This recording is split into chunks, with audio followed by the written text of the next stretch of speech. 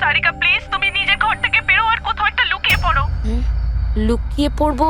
কিন্তু কেন বৌদি, সব ঠিক আছে?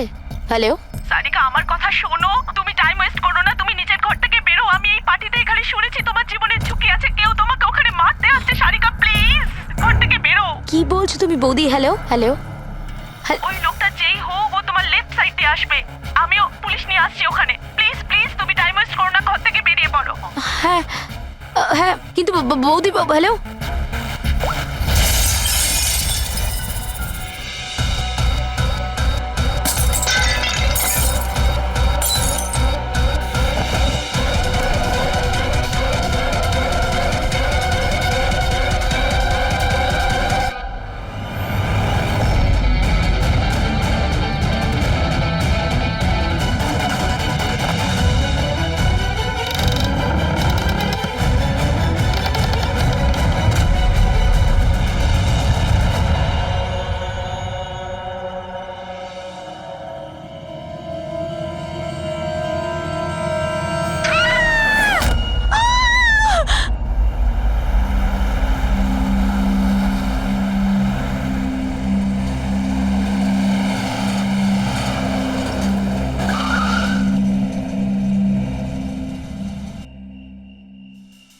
এক তো না বলে চলে গেছে, আর ফোনও তুলছে না। আরে ভাই, এমন কেউ করে নাকি? আরে কমসে কম বলে যাওয়া তো দরকার ছিল। হয়তো কোনো প্রবলেম হবে এই জন্য ধরেনি। তুমি না সব সময় কাম অন, প্রবলেম তো আমাদের হয়েছে, অ্যাটলিস্ট আমাদের বলা দরকার ছিল ওর।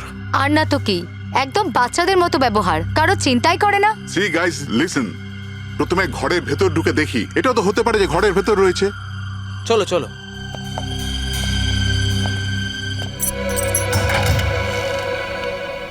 এখানে তো অন্ধকার কেন? আমি আলো জ্বালাচ্ছি।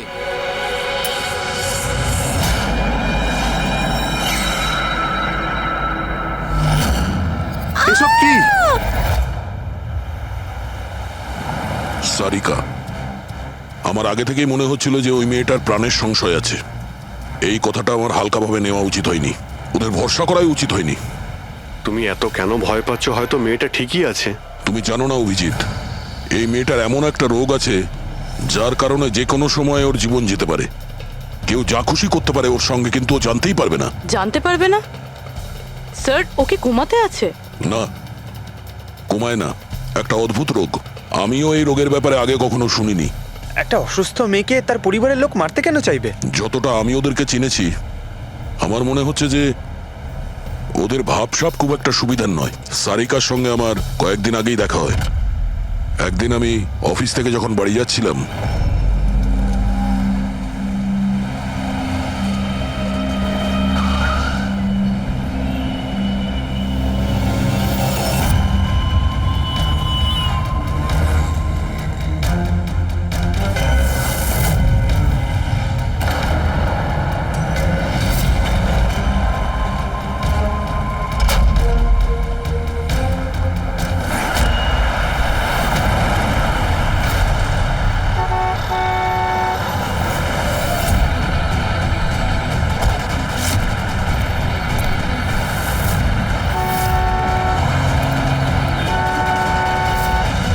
এই!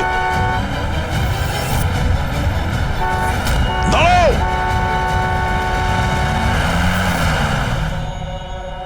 কি করছিলে তুমি? হ্যাঁ, এত বড় একটা ট্রাক সামনে থেকে বেরিয়ে গেল, তুমি দেখতে পাওনি? ও হর্ন বাজাচ্ছিল, তুমি শুনতে পাওনি? হ্যাঁ, আত্মহত্যা করার চেষ্টা করছিলে কি? মনে হচ্ছে দেখতেও পায় না, শুনতেও পায় না। কিন্তু এই রাস্তায় একা কি করছে? কে কে আছে এখানে? আকাশ দাদা? কে আপনি? কে? তার মানে আপনি দেখতে পান? তাহলে আপনি আমি আর ওই ট্রাক দেখতে পাননি? চাপা দিয়ে চলে যেত আপনাকে যদি আমি আপনাকে না বাঁচাতাম। সরি, আমি সত্যি দেখতে পাইনি। সারিকা, সারিকা তুমি ঠিক আছো তো? সারিকা, তুমি একলা কোথায় চলে গেছিলে? তোমার যদি কিছু হয়ে যেত তাহলে? আমি আগেই বলেছিলাম আমরা প্রপার্টি দেখতে যাচ্ছি, ওকে সাথে করে নিয়ে যাওয়ার কোনো দরকারই ছিল না, কিন্তু আমার কথা কেউ শোনেই না। রজনী প্লিজ থামো তুমি। ইনি ঠিকই বলছেন, আমি নিজে দেখেছি। ওনার লেফট সাইড দিয়ে একটা ট্রাক আসছিল, উনি দেখতে পাননি। ও হর্ন বাজাচ্ছিল, শোনেনি। চাপা দিয়ে চলে যেত ট্রাক যদি আমি না থাকতাম। থ্যাংক ইউ দাদা, থ্যাংক ইউ ভেরি মাচ। হ্যাঁ দাদা, সত্যি ও ট্রাকের আবার শুনতেও পাইনি আর দেখতেও পাইনি। তার মানে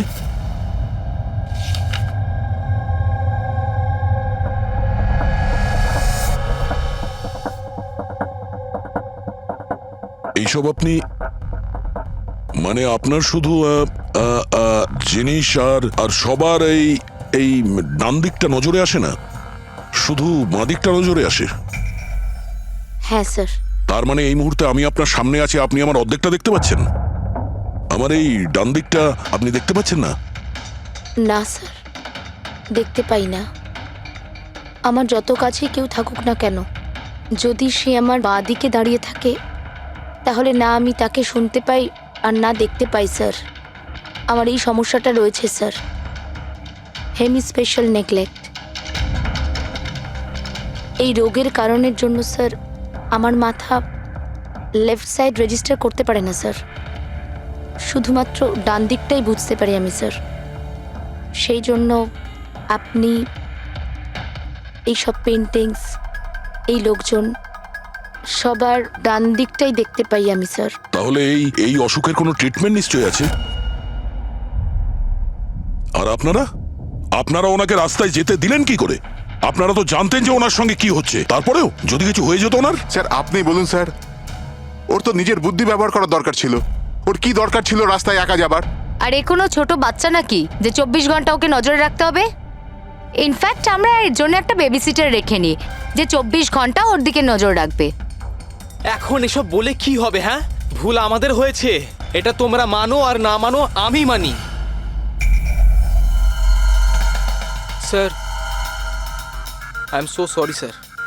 স্যার এই ভুল আর দ্বিতীয়বার আর হবে না। সারিকা আমার ছোট বোন, আর এর খেয়াল রাখার আমার দায়িত্ব স্যার। কারেক্ট। এরপর থেকে এরকম কোনোদিন হবে না। আর তাছাড়া এখন তোমার ওষুধ খাওয়ার সময় হয়েছে না, চল ওষুধ খাবে। স্যার এটা তো খুবই ভয়ঙ্কর রোগ। যদি কেউ ওর লেফট সাইডে সোজাসুজি অ্যাটাক করে তাও ও বুঝতে পারবে না। এক্স্যাক্টলি, এই ব্যাপারটাতেই আমার ভয়।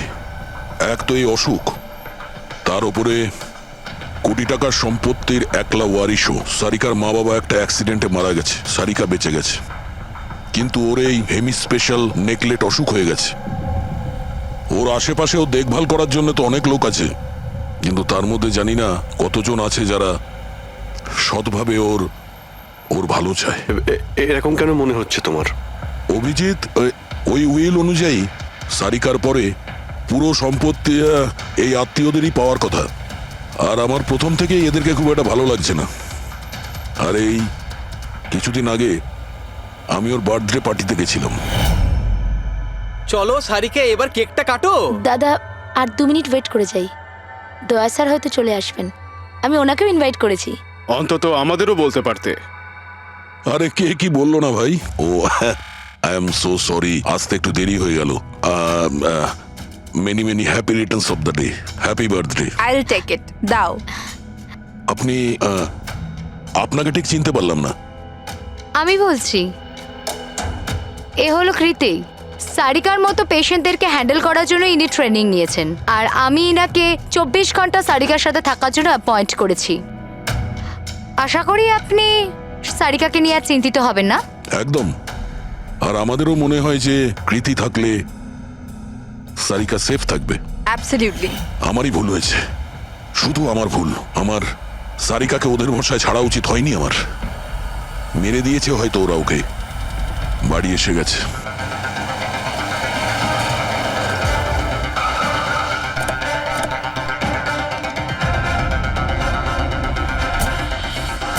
কোথায় ও? হ্যাঁ, কি করেছো তোমরা ওর সাথে? স্যার আমরা তো জানি না কি হয়েছে, আমরা তো কিছুই করিনি স্যার। 1 মিনিট, কি হয়েছে কি এখানে? স্যার, ড্রয়িং রুমের অবস্থা দেখে আমরা এতটাই ভয় পেয়ে গেছি যে আমরা ভিতরে যাইনি। আগে এটা বলো, সারিকা কোথায়? স্যার আমরা কিচ্ছু জানি না, আমরা কিচ্ছু দেখিনি স্যার। আমরা এইসব দেখে ঘাবড়ে গিয়েছিলাম আর সোজা আপনাকে ফোন করেছিলাম। ঠিক আছে, আমরা দেখে নিচ্ছি। পঙ্কজ, এদের সবার স্টেটমেন্ট রেকর্ড করো, আর কাউকে ভিতরে আসতে দেবে না।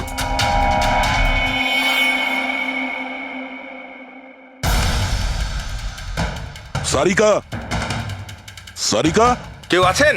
এখানে তো মনে হচ্ছে অনেক কিছুই হয়েছে। এত রক্ত তো কোনো একজনের হতেই পারে না।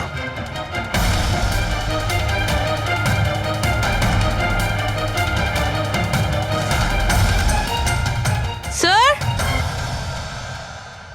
হ্যাঁ, স্যার এই দেখুন, কেউ লুটপাট করার জন্য ঢুকেছিল, কিন্তু টাকা নিয়ে বেরোতে পারেনি।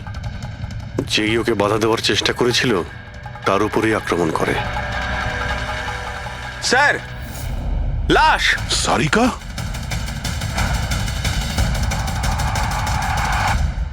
ও নো। হ্যাঁ? মানালি তো এ। এরপর থেকে এরকম কোনোদিন হবে না। আর তাছাড়া এখন তোমার ওষুধ খাওয়ার সময় হয়েছে না? সারিকার ছোট বৌদি, জয়ন্তর স্ত্রী। তাহলে ও কোথায় আছে?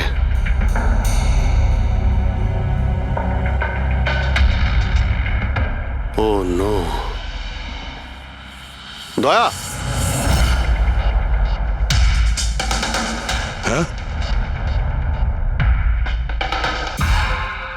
এ হলো কৃতি। সারিকার মতো পেশেন্টদেরকে হ্যান্ডেল করার জন্য ইনি ট্রেনিং নিয়েছেন। এটা তো কৃতি। তুমি চেনো? হ্যাঁ, কৃতি স্যার, পালস চলছে, এখনো বেঁচে আছে। এ সারিকার রুমের বাইরে? সারিকা? সারিকা? ফ্রেডি, এক্ষুনি অ্যাম্বুলেন্সের ব্যবস্থা করো, একে হসপিটালে পাঠাতে হবে। সারিকা?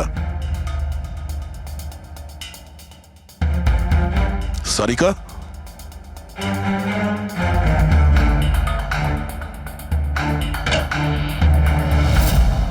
সারিকা? সারিকা? অভিজিৎ? না না না না না, কিছু নেই, কিছু নেই। Relax, আমরা relax. সিআইডি থেকে। এসো, রিল্যাক্স, বাইরে রিল্যাক্স, এসো, বাইরে এসো, বাইরে এসো। রবি, এসো। সাবধানে। তুমি ঠিক আছো তো? বসো, এখানে বসো। থ্যাংক গড একে পাওয়া গেছে। তুমি ঠিক আছো? সবাইকে মেরে দিয়েছে, সবাইকে মেরে দিয়েছে স্যার। এক মিনিট, এক মিনিট। কে করেছে এসব? কে ছিল সে? দয়া স্যার, কি হয়েছিল? স্যার সবাইকে মেরে দিয়েছে স্যার, কে? মেরে দিয়েছে, কে? কে মেরেছে? মেরে দিয়েছে স্যার। আমার মনে হয় এক্ষুনি একে হসপিটালে পাঠানো উচিত, ওর মানসিক অবস্থা ঠিক নেই। ওটাই ঠিক হবে, মনে হচ্ছে শক পেয়েছে। রবি, তোলো একে। ওঠো, ওঠো। আমার সাথে এসো।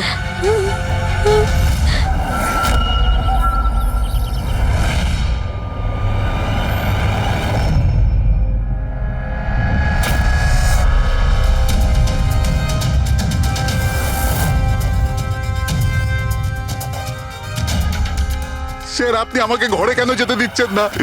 আমার বউ খুন হয়েছে। স্যার প্লিজ, স্যার প্লিজ, আমি একবার দেখতে চাই, শুধু একবার। মিস্টার জয়ন্ত, আপনার স্ত্রীর খুন হওয়ার জন্য আমরা খুব দুঃখিত, কিন্তু আমরা আপনাদেরকে ভেতরে যেতে দিতে পারি না। 3 জনের উপর হামলা হয়েছে, একজন মারা গেছে, একজন আহত, আর একজন শক পেয়েছে। আর আপনারা বলছেন যে আপনারা কিছুই জানেন না। হ্যাঁ, সত্যি আমরা কিচ্ছু জানি না স্যার। ইনফ্যাক্ট আমরা এখানে কেউ ছিলামই না স্যার। আমরা সবাই নিউ বোম্বেতে ছিলাম একটা পার্টিতে। কোন পার্টি? স্যার একটা ফ্রেন্ডের রিসেপশনের পার্টি। তো আপনারা সবাই ওখানে গিয়েছিলেন তো? মানালি। ও বাড়িতে কেন ছিল? স্যার মানালি আমাদের সঙ্গে গিয়েছিল, বাড়িতে শুধু সারিকা আর কৃতি ছিল, কারণ স্যার সারিকা শরীর খারাপ ছিল। কিন্তু স্যার এই পার্টি থেকে হঠাৎ মানালি কি করে হারিয়ে গেল আমরা কিচ্ছু জানি না স্যার। স্যার, হ্যাঁ রবি। স্যার এই দেখুন, এর নখে এবং এর বডিতে অনেক গুঁড়ো চুল পাওয়া গেছে। স্যার, এই কাঁচের টুকরোগুলো দেখুন, বেশ মোটা, মনে হচ্ছে কারো চশমার কাজ।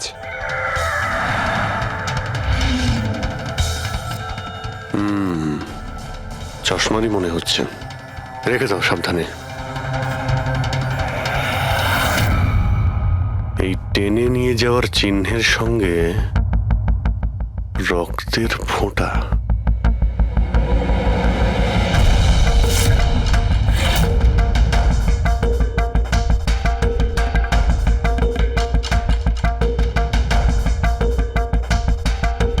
এখানে এতটা রক্ত,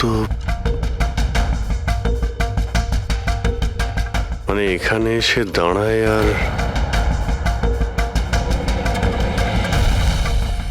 বাইকের চাকার দাগ। কেউ আহত অবস্থায় এখানে আসে আর বাইকে উঠে এখান থেকে বেরিয়ে যায়। আচ্ছা একটা কথা বলুন তো, আপনাদের মধ্যে বাইক কার কাছে আছে? বাইক? না স্যার বাইক তো কারুর কাছে নেই, আমাদের সবার কাছে নিজের পার্সোনাল গাড়ি আছে স্যার। এই বাড়িতে টোটাল 5টা কার আছে স্যার। কিন্তু অভিজিৎ এটা কেন জিজ্ঞাসা করছো? কারণ কেউ খুবই আহত অবস্থায় বাইকে উঠে এখান থেকে চলে গেছে, আর আমার পুরো বিশ্বাস যে খুনি সেই। আই থিঙ্ক এর জবাব সারিকাই দিতে পারবে। ওর জ্ঞানটা একবার ফিরে আসুক। বাই দ্য ওয়ে, আপনাদের মধ্যে কি কারো চোট বা আঘাত লেগেছিল? আঘাত আমাদের? স্যার আপনার কথার মানে কি? আমাদের কেন চোট লাগবে? আপনারা আমাদেরকে সন্দেহ করছেন? যতক্ষণ এই কেসটা সলভ না হবে আমরা সবার উপরেই সন্দেহ করব। আর আপনারা যদি আমাদের সঙ্গে সহযোগিতা না করেন তাহলে আমাদের সন্দেহ আরো বেড়ে যাবে। হ্যাঁ, তাই প্লিজ কোঅপারেট।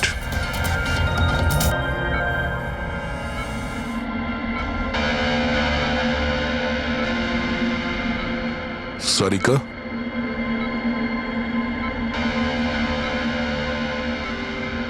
আচ্ছা তুমি কি ঠিক আছো? অভিজিৎ, সারিকা, দয়া স্যার। তুমি ঠিক আছো? স্যার মানালি বৌদি আর কৃতি স্যার। কৃতি ঠিক আছে, কিন্তু মানালি মারা গেছে। সামলে কৃতি।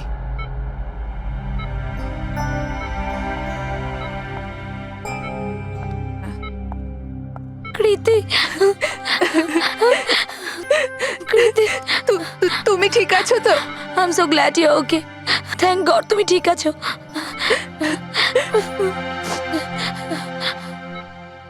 আচ্ছা কাল এক্স্যাক্টলি কি হয়েছিল তুমি বলতে পারবে?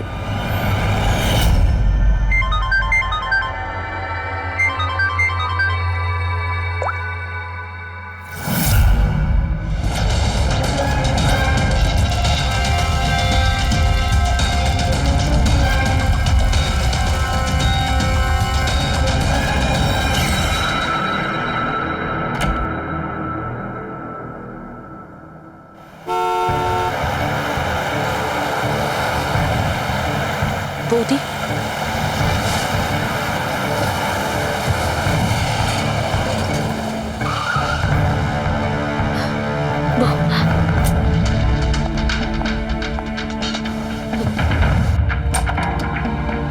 সারিকা,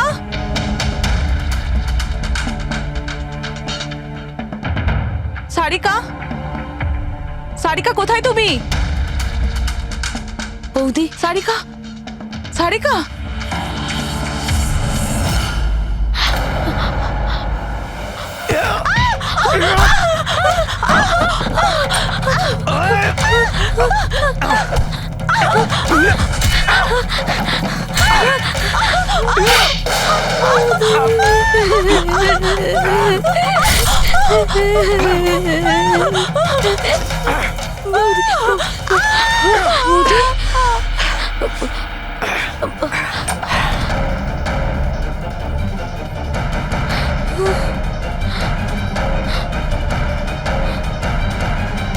কৃতি কৃতি কৃতি। তো তুমি ওনার দরজাতে ধাক্কা দিয়েছিলে তো কৃতি, আপনি কি দেখেছিলেন? আপনার উপরে আক্রমণ কি করে হলো? সারিকার জোরে চিৎকারের আওয়াজ পেলাম, আমি তখনই ঘর থেকে বাইরে আসি। সারিকা, এইসব কি করে? কৃতি কৃতি সারিকা তুমি ঠিক আছো তো? কৃতি আমি আমি আমার রুমে। কৃতি আমি এখানে। Okay okay okay Sarika, you don't worry, I am coming. Kriti সাবধানে, খুনি এখনো বাড়িতেই আছে। খুনি? সারিকা, তুমি ওকে দেখেছো যে কৃতির ওপর হামলা করেছে? হ্যাঁ স্যার, আমি দেখেছিলাম। সারিকা, সারিকা, কৃতি কৃতি।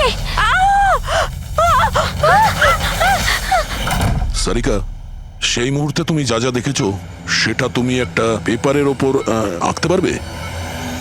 হ্যাঁ স্যার। যখন আমি ওনাকে মানালি বৌদির পেছনে দেখেছিলাম তখন খুব ভয় পেয়ে গেছিলাম। আমি শুধু ওই মুখটার একটা ঝলক দেখতে পেয়েছিলাম স্যার। যখন আমি আবার দেখি তো তখন আমি শুধু হাতটুকু দেখতে পাই। কৃতি আমার দিকে আসছিল আর তারপর পিছন থেকে হাত এলো, ওই হাতটা ওর ওপর হামলা করলো। লোকটা রেনকোট পরেছিল আর গ্লাভস আর একটা বড় চকমকি ঘড়ি, এই যে একেবারে সেরকমই হুবহু যেমনটা আমি দেখতে পেয়েছিলাম।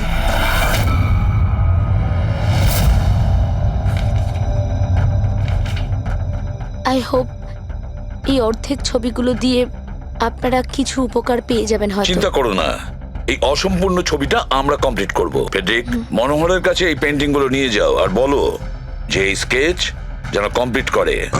Sarika, thank you so much. আপনি যেতে পারেন, টায়ার্ড হয়ে গেছেন হয়তো। চলো সারিকা।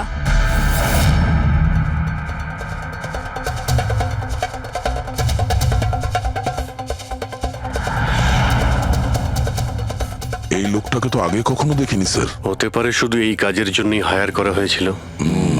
আর ঠিক সময় মানালি ওর প্ল্যানটা ভেস্তে দিল। খুব মন দিয়ে দেখো এই স্কেচটা। এটা সেই লোকটার ছবি যে মানালিকে খুন করেছিল। আপনারা কি একে কোনোদিন দেখেছেন?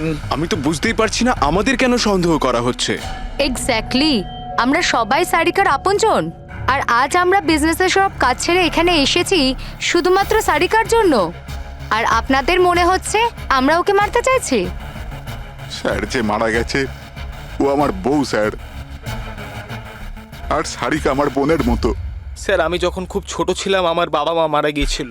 সারিকার বাবা মাই আমাকে আদর যত্ন করে বড় করে তুলেছে। আমি আজ যা কিছু হয়েছি ওনাদের দুজনের জন্যই হয়েছি।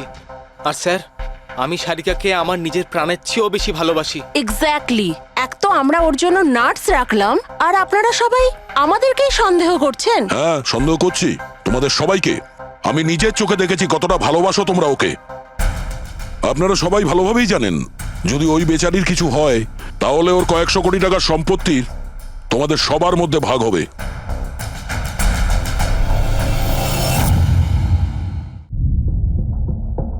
ওকে বাড়িতে রেখে তোমরা সবাই পার্টিতে গিয়েছিলে। ওখানে মালিনী কোনো কথা শুনেছিল যে কোনো খুনি ওকে মারতে চলেছে। মালিনী কাউকে কিছু না বলেই নিজে ওকে সাবধান করে আর চলে যায় সেখানে যেখানে খুনি মানালিকে মেরে ফেলে। আর যদিও পার্টিতে এই কথাটা শুনে থাকে তাহলে আপনাদের মধ্যে কেউ হবে? কেউ না? ঠিক আছে, তোমরা এখন যেতে পারো, কিন্তু একটা কথা ভালো করে মনে রাখবে, আমাদের কড়া নজর থাকবে তোমাদের উপরে। অভিজিৎ, দয়া, ও বলছিল মানালি ওকে ফোন করেছিল যে মানালি পুলিশ নিয়ে ওর বাড়িতে পৌঁছচ্ছে। এক্স্যাক্টলি স্যার, কিন্তু ও না আমাদের সঙ্গে কন্ট্যাক্ট করেছে না পুলিশের সঙ্গে। হতে পারে কেউ ওর পিছু নিয়েছিল, তাই হয়তো ও ভয় পেয়ে গিয়েছিল। একটা কাজ করি আমরা, পঙ্কজ, পুরবী, ওই পার্টিতে যে কয়জন লোক এসেছিল ওদের প্রত্যেকের নাম আর ফোন নাম্বার বের করো আর খোঁজ নাও ওই রাতে মানালির বাড়ির আশেপাশে ওদের মধ্যে কার ফোন অ্যাক্টিভ ছিল।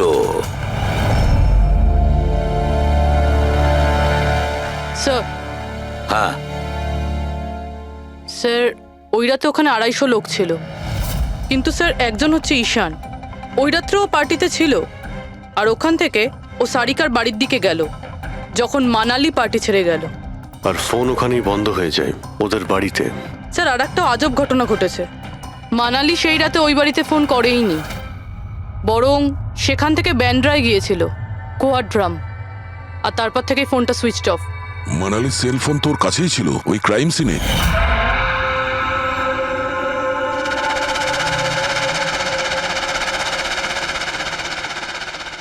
Switch off? আচ্ছা, এমনটা নয় তো যে ওই ফোনটা আসলে ঈশানের ফোন, ভুল করে ওখানে পড়ে গিয়েছিল? মানে ঈশান সেই রাতে সারিকা ভিলা এসেছিল। ডাকো ওই ঈশানকে বিউরোতে। স্যার আমি করেছিটা কি? আমাকে এখানে কেন ডাকা হয়েছে? ঈশান, একটু আপনার চশমাটা খুলবেন? চশমা? স্যার এটা তো উইদাউট নাম্বারের চশমা, এটা তো আমি রেগুলার পড়ি না। ডক্টর সালুকের কাছে নিয়ে যাও এটা। স্যার আমাকে এটা তো বলুন আমি করেছিটা কি? আমরা আপনাকে এখানে মানালি মার্ডার কেসের ব্যাপারে ডেকেছি। ক্রাইম সিনে আমরা চশমার ভাঙা কাঁচ পেয়েছি। আপনার চশমাটাকে ওই কাচের সঙ্গে ম্যাচ করিয়ে দেখব। কিন্তু স্যার আমি তো ওই জায়গায় যাইনি। যদি তুমি নাই গিয়ে থাকো তাহলে তোমার ফোন ওখানে ওই ভিলাতে কি করছিল? আর মানালির ফোন তোমার বাড়িতে মান্দ্রাতে কিভাবে পৌঁছলো? ওই স্যার পার্টিতে আমাদের ফোন এক্সচেঞ্জ হয়ে গেছিল, কারণ আমাদের ফোন দুটো এক। কি হলো মানালি ম্যাডাম, আপনাকে চিন্তিত মনে হচ্ছে? চিন্তিত আমি? না তো, আসলে আমি ওই জয়ন্ত আর আকাশকে খুঁজছিলাম। আপনি ওদের কোথাও দেখেছেন? হ্যাঁ, ওরা দুজন ভেতরেই হবে। আসলে কি হয়েছে, এত চেঁচামেচি আর এই ডিস্কোতে আমি কিছু বুঝেই উঠতে পারছি না। আপনি প্লিজ আমাকে একটু হেল্প করে দেবেন ওদের খুঁজে পেতে? আমি ওদের ভেতর থেকে আপনার কাছে পাঠাচ্ছি।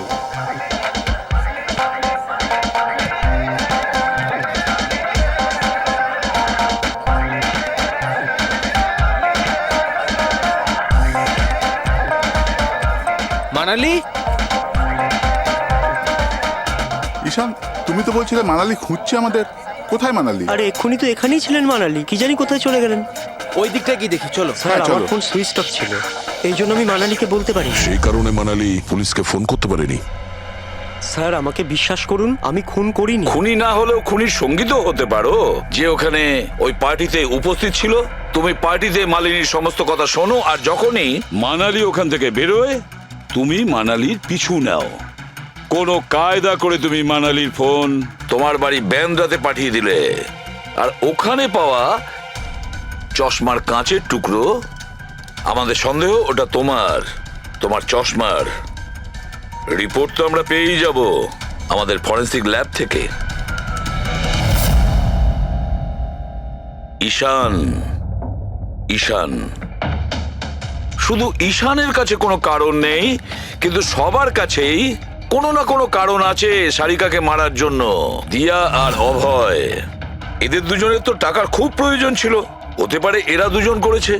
আর এদের প্রত্যেকের কাছে একটাই অজুহাত আছে, যে ওরা রিসেপশনের পার্টিতে ছিল। স্যার এরা সবাই ওই রিসেপশন পার্টিতে প্রেজেন্ট ছিল, কিন্তু কোনো একজন খুনিকে ফোন করে সারিকা ভিলায় যেতে বলেছিল লেফট দিয়ে, যাতে সারিকা কিছু বুঝতে না পারে। তারপর সারিকাকে মারবে, কৃতিকে মারবে, আর সবাই ভাববে দেখে যেন মনে হয় চুরি করার উদ্দেশ্যে খুনটা হয়েছে। আর এই সব কিছুই মালিনী শুনে ফেলে। তারপর ননদকে বাঁচানোর জন্য ও বাড়ি ফিরে আসে, কিন্তু ও সেখানে খুন হয়। কিন্তু মারা যাওয়ার আগে ও খুনিকে আহত করেছিল। খুনি যাওয়ার সময় কৃতির উপরে হামলা করে, লুটের মাল আরো ননদকে ফেলে তারপরে সে বাইকে করে পালিয়ে যায়। শুধু একবার এই খুনির ব্যাপারে কিছু যদি জানতে পারি না, কিছু, তাহলে ধরে নাও মাস্টার মাইন্ড আমাদের হাতে। স্যার খুনির বাইকের টায়ারের চিহ্ন, আশেপাশে পড়ে থাকা রক্তের ফোঁটা সব চেক করেছি, কিন্তু কিচ্ছু জানতে পারিনি। স্যার মনে হয় যে খুনির কোনো পাস্ট রেকর্ড নেই। এর মানে হলো খুনি কোনো পেশাদার অপরাধী নয়। স্যার মানালির জামা কাপড় থেকে আর নখ থেকে যে চুলগুলো পাওয়া গেছে, সালুমকে স্যার সেটা টেস্ট করছে, হয়তো কিছু পাওয়া যাবে।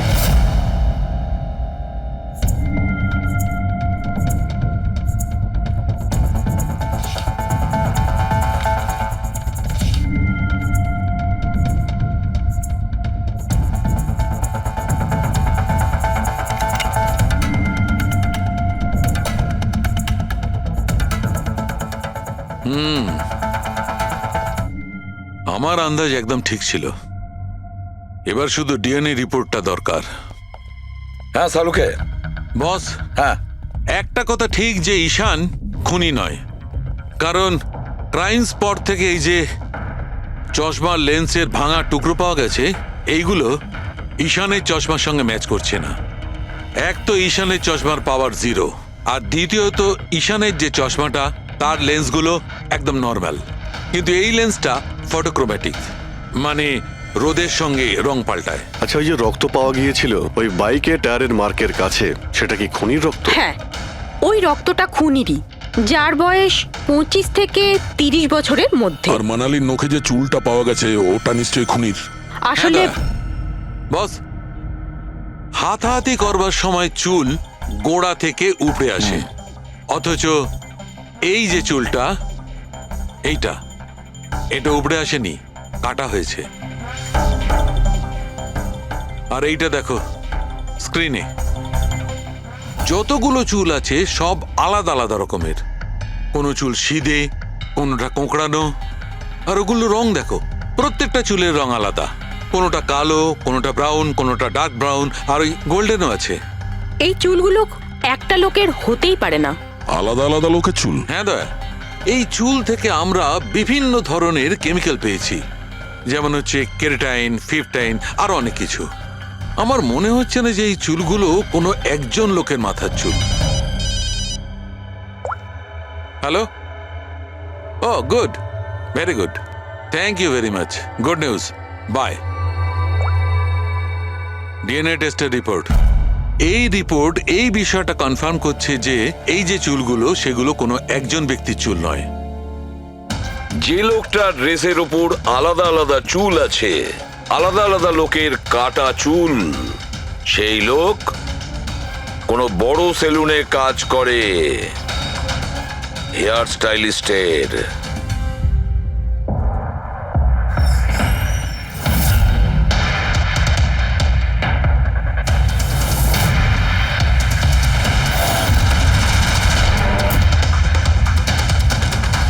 স্যার, এ তো বিমল, আমাদের স্পায়ের স্টার হেয়ার স্টাইলিস্ট। স্যার, এখানে যেই আসুক না কেন সবাই ওর কাছেই হেয়ার স্টাইল করতে চাইতো। কিন্তু স্যার, এই কিছুদিন ধরেই হলো এই টাকা পয়সা নিয়ে ভীষণ চিন্তিত থাকতো। এর জুয়া খেলার খুব অভ্যাস ছিল। কিন্তু স্যার, এ খুন করবে এটা স্যার আমি একদম ভাবতেই পারছি না। যাই হোক, এখনো কোথায় আছে বলতে স্যার, পারবেন? একে এখন কোথায় পাবেন এটা আমি বলতে পারবো না, তবে কিছুদিন যাবত এখানেও কাজে আসছে না, আর না ও আমার ফোন তুলছে। আপনি ওর ফোন নাম্বার আর অ্যাড্রেসটা দিন আমাদের। হ্যাঁ স্যার, আমি এখনই আনছি।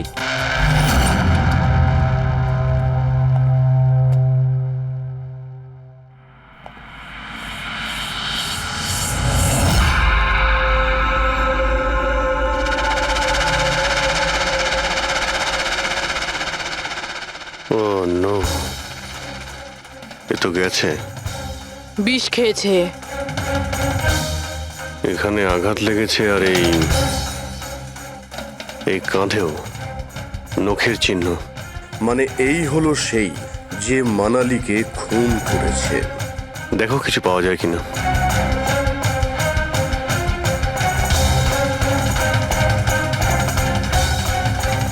স্যার, হ্যাঁ, আমি বিমলের বাইকটা চেক করলাম স্যার। বাইকটার হ্যান্ডেলে শুকিয়ে যাওয়া রক্ত আর কাঁদালে আই এম শিওর স্যার এগুলো ওই বাড়িটার ব্যাকইয়ার্ড থেকেই লেগেছে।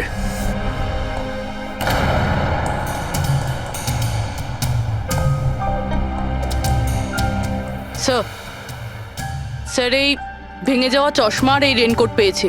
রেনকোটে রক্ত লেগে আছে।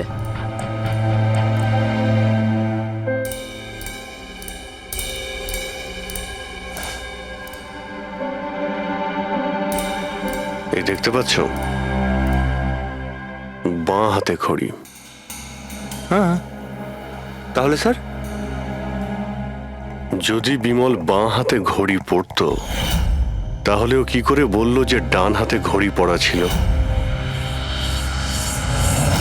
ওই রাতে পার্টিতে মানালি কেউ সারিকাকে খুন করবে সেই আলোচনা শুনে ফেলে, আর তখন মানালি ঈশানের কাছে সাহায্য চায়। ওকে বলে যে জয়ন্ত আর আকাশকে ওখানে পাঠিয়ে দিতে। এর মানে আকাশ আর জয়ন্ত দুজনেই নির্দোষ। বাকি রইল এই তিনজন, রজনী, অভয় আর দিয়া। ওই খুনের মাস্টারমাইন্ড এই তিনজনের মধ্যেই কেউ হবে। আচ্ছা স্যার, ওই কলের অন্যদিকে কে ছিল? স্যার, ওই বিমল হতে পারে।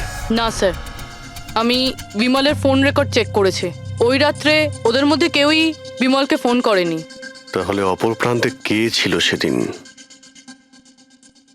ল্যান্ডলাইন? আচ্ছা, ওদের বাড়ির ল্যান্ডলাইন ফোন? হ্যাঁ, হতে পারে। ফ্রেডি, পঙ্কজ, একটু খোঁজ নিয়ে দেখো তো 11টার আশেপাশে ওদের ল্যান্ডলাইনে কেউ ফোন করেছিল কিনা। ওই মেয়েটার কথা অনুযায়ী খুনি ডান হাতে ঘড়ি পড়েছিল, যেখানে বিমল বাঁ হাতে ঘড়ি পড়েছিল। আর ও এটাও বলেছিল যে খুনি যে রেনকোট পরেছিল সেটা ব্লু কালারের ছিল, কিন্তু আমরা বিমলের বাড়ি থেকে যে রেনকোট পেয়েছি সেটা কালো ছিল। হতে পারে সারিকা কিছু ভুল করেছিল, ঠিকমতো দেখতে পাইনি ও। স্যার স্যার ওই রাতে 11:30টার সময় ওই বাড়িতে কেউ ফোন করেছিল। কে ফোন করেছিল? আপনারা সত্যি বলছেন এই সব কিছুর পেছনে আমার নিজের লোকের হাত আছে? একটু অপেক্ষা করুন, সব জানতে পারবেন। স্যার আপনারা আবার কেন খোঁজ খবর নিচ্ছেন? একবার তো খোঁজ খবর নিয়েছেন। সেদিন প্রমাণ একত্রিত করার জন্য আর আজ কেস ক্লোজ করার জন্য। আপনি একটু অপেক্ষা করুন, এখনই সবকিছু জানতে পেরে যাবেন। স্যার পেয়ে গেছি। কিন্তু এটা তো সেই রেনকোটটাই যেটা ওই খুনি পড়েছিল। এখানে কি করে এলো? বলছি, তুমি বলেছিলে যে মানালি তোমাকে দৌড়ে এইখানে বাঁচাতে এসেছিল। কারণ ও ওখানে পার্টিতে শুনেছিল যে কেউ তোমাকে খুন করতে চায়। কিন্তু সে খুনি ছিল না, সেই ছিল যে এই পুরো প্ল্যানটা করেছিল। আর যার সঙ্গে ওর ফোনে কথা হয় সেও কিন্তু খুনি নয়, অন্য কেউ ছিল। সেই সময় এই বাড়িতেই সে তোমার সঙ্গে উপস্থিত ছিল। বাড়িতে? ওই সময় আমার সাথে কৃতি, কারেক্ট? এটা পুরো প্ল্যান ছিল। খুনি কাজ ভেঙে বাড়ির ভেতরে ঢোকে, কিন্তু গন্ডগোল তখন হলো যখন ও মানালিকে মারল সারিকা ভেবে। মানালি তো মারা গেল, কিন্তু মরার আগে ও খুনিকে এতটাই আহত করে দিয়েছিল যে খুনি এখানে সারিকাকে মারার জন্য দাঁড়ায়নি, পালিয়ে গেছে। স্যার স্যার 1 মিনিট, যদি খুনি পালিয়ে গেল তাহলে কৃতিকে কে মারলো? কারণ সারিকা নিজের চোখে কৃতির ওপর হামলা হতে দেখেছে। হ্যাঁ, আমি দেখেছিলাম। ওই হাতটা এলো আর ও কৃতির ওপর হামলা করেছিল। হামলা তো হয়েছে, কিন্তু করলোটা কে?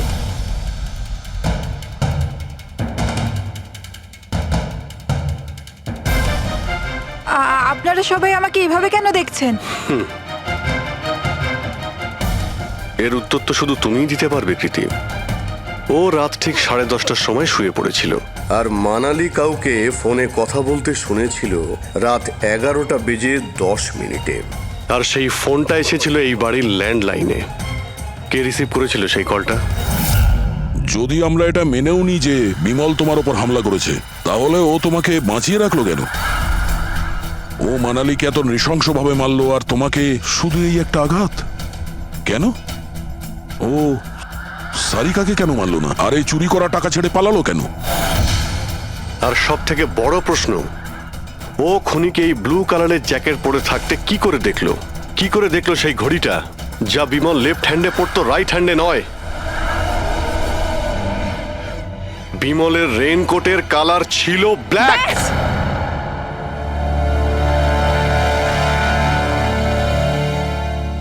ঠিক চিনেছেন আপনারা। ওই হামলা আমি নিজেই করেছিলাম।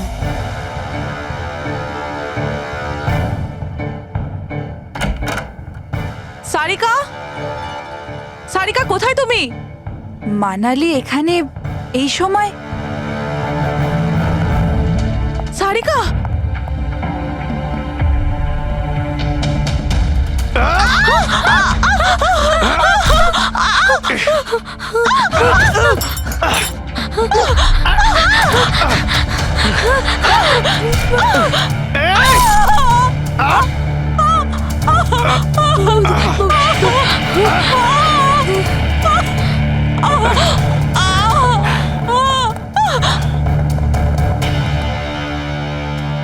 কৃতি,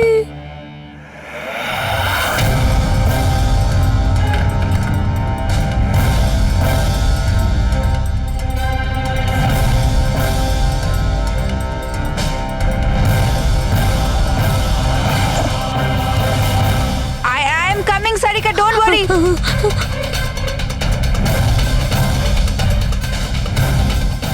কৃতি, কারণ আমি চাইনি কেউ আমার উপর সন্দেহ করুক। আর তুমি যখন এত কিছু বলেই দিলে, তখন ওই মাস্টার মাইন্ডের নামটাও বলে দাও। হ্যাঁ, আর তুমি যদি বলো ওর নামটা আমি বলে দিই, যে মানালিকে মেরেছে আর সারিকাকে মারতে পারতো। কি রজনী দেবী? আপনি জানেন আমরা কার কথা বলছি? রজনী তুমি? হ্যালো, কিলার শার্প 11:30টায় পৌঁছে যাবে। সারিকার খেলা শেষ, যে কোনো মূল্যে করতেই হবে। ওই আমার বাকি টাকাটা? তুমি তোমার পয়সা পেয়ে যাবে। ওকে।